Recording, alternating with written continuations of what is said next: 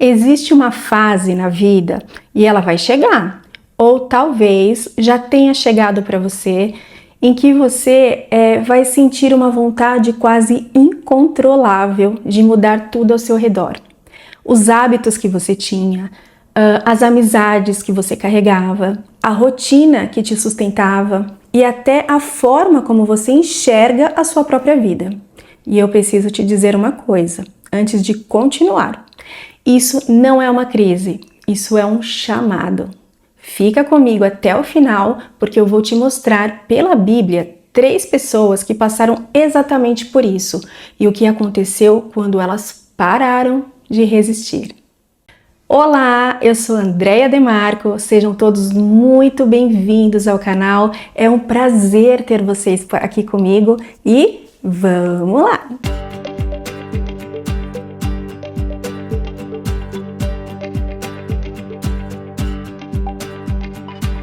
Se você chegou até aqui, é bem provável que você já sentiu isso. Sabe aquela sensação meio estranha de que algo dentro de você não cabe mais na vida que você está vivendo? Pois é, as amizades que antes faziam sentido agora parecem pesadas. Uma rotina que era confortável agora parece uma prisão, não é? E até os seus próprios pensamentos sobre o futuro, sobre o que você vai fazer, começam a mudar, sem você pedir nada. A maioria das pessoas, quando sente isso, entra em pânico, né? Acha que está ingrato, acha que está perdendo o rumo, tenta se agarrar ao que é familiar, não é? Mesmo quando o familiar, ele já não está servindo mais. Mas eu quero te convidar a olhar isso de um outro jeito. E se essa inquietação não for o problema, e sim a solução chegando? A Bíblia está cheia de gente que passou exatamente por essa fase. E o padrão, ele se repete. Deus incomoda antes de transformar. Ele tira o chão antes de construir um novo caminho. E o texto que inspirou esse vídeo diz uma coisa que eu quero que você grave. Quando isso acontecer, não resista não. Não pergunte o porquê, apenas aceite a transformação que Deus quer fazer, te colocando de volta no caminho, não é? Vamos entender isso com 3 histórias. A primeira história é a de Moisés, em Êxodo capítulos 2 e 3. Ele cresceu no palácio com status, conforto, uma vida construída dentro do Egito. Mas depois de um erro grave, matar, um egípcio para defender um hebreu, ele foge para o deserto e passa 40 anos cuidando de ovelhas, longe de qualquer poder, de qualquer reconhecimento, de qualquer plano que fizesse sentido. Agora repara numa coisa, aqueles 40 anos, eles não foram um desperdício de tempo, eles foram uma construção silenciosa. O homem que um dia liderou um povo inteiro pelo deserto, primeiro precisou aprender no próprio deserto a andar devagar, a ouvir, a depender de Deus e não da própria força. E é exatamente isso que muita gente sente hoje e não sabe nomear. Uma vontade, sabe, de sair de ambientes que antes davam um status ou um conforto, mesmo sem entender para onde essa mudança está te levando. Os planos antigos, eles perdem o sentido. A vida de palácio, aquela que parecia confortável, começa a incomodar por dentro.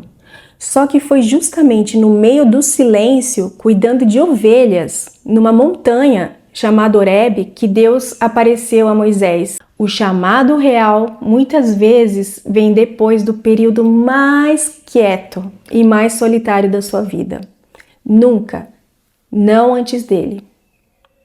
Se você está sentindo que precisa deixar para trás um lugar que até parecia bom, mas que já não combina com o que você está se tornando, isso pode não ser um retrocesso, uma perda, não é? Pode ser exatamente o deserto que precede o seu chamado. A segunda história é a de Ruth, no livro que leva o seu nome.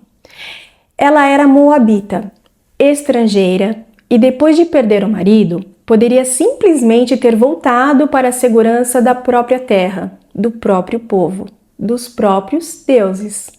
Ninguém a condenaria por isso. Era o caminho mais fácil, mais familiar, mais confortável, não é?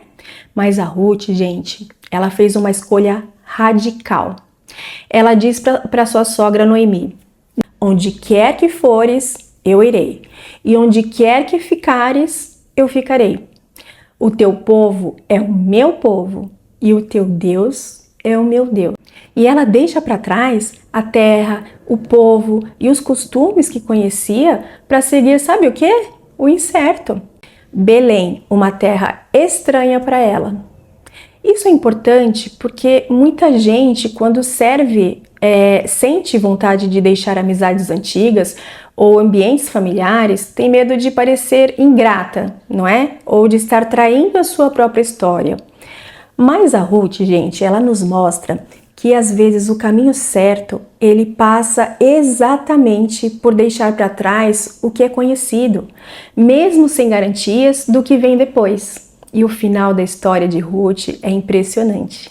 Ela, uma estrangeira que teve coragem de recomeçar, se torna bisavó do rei Davi e entra diretamente na genealogia de Jesus. O que parecia perda de identidade era, na verdade, o caminho para um propósito muito maior do que ela podia imaginar, não é? A terceira história é ainda mais radical. Saulo de Tarso, em Atos capítulo 9. Um homem que perseguia cristãos, que tinha toda uma vida, uma reputação, uma missão muito clara, só que na direção errada. E Deus, ele interrompe essa trajetória de uma forma que ninguém esperava. Uma luz o derruba no chão e ele fica cego por dias. E sua vida inteira é reorganizada a partir daquele momento. Ele muda de nome, muda de propósito, muda de amizades. Literalmente passa a conviver com as mesmas pessoas que antes perseguia. Muda completamente a forma como enxerga a própria existência. Repara que Deus não pediu licença, ele interrompeu. E o texto que abriu esse vídeo fala exatamente disso. Às vezes você não vai entender o porquê no momento em que está acontecendo, não é? Você vai entender só depois, olhando para trás. Paulo, se resistisse àquele momento e tentasse voltar para a vida antiga, teria abortado um dos maiores propósitos já registrados na Bíblia, mas ele aceitou a interrupção, aceitou ser reorganizado, e isso o transformou no maior missionário do Novo Testamento. Agora, uma pergunta honesta que talvez esteja passando pela sua cabeça. E eu também questionei, tá? Como eu sei se essa vontade de mudar tudo é de Deus, me colocando no caminho certo, ou se é só medo, ansiedade, impulsividade, não é? Aqui vão 3 sinais que ajudam a diferenciar. Primeiro, o chamado de Deus normalmente não te afasta de virtudes como paz, integridade e amor ao próximo. Ele te afasta de ambientes e hábitos que já não edificam quem você está se tornando, sabe? Segundo, geralmente vem acompanhado de uma paz interior, mesmo em meio à incerteza. É diferente do medo puro, que só traz agonia, né? Sem direção. E o terceiro, você costuma se confirmar com o tempo. Pessoas, situações e portas vão se alinhando de um jeito que você não conseguiria forçar sozinho. Entende? Não é sobre agir por impulso e destruir tudo da noite para o dia. É sobre reconhecer o seu chamado e buscar sabedoria, né? E caminhar um passo de cada vez.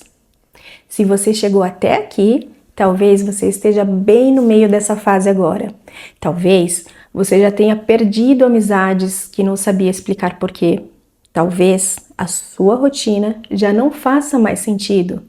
Talvez você esteja enxergando a vida de um jeito completamente diferente de 6 meses atrás.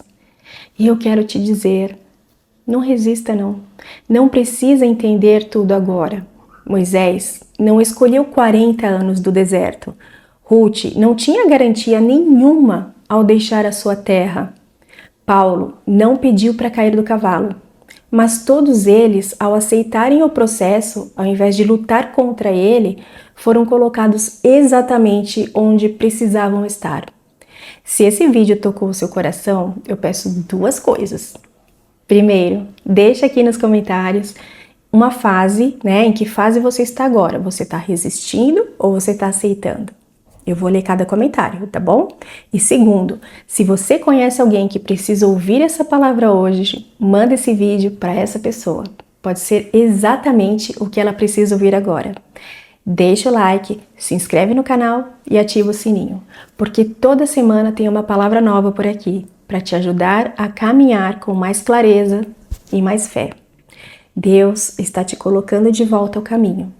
Aceita o processo. Um beijo e até o próximo vídeo. Estamos juntos na caminhada.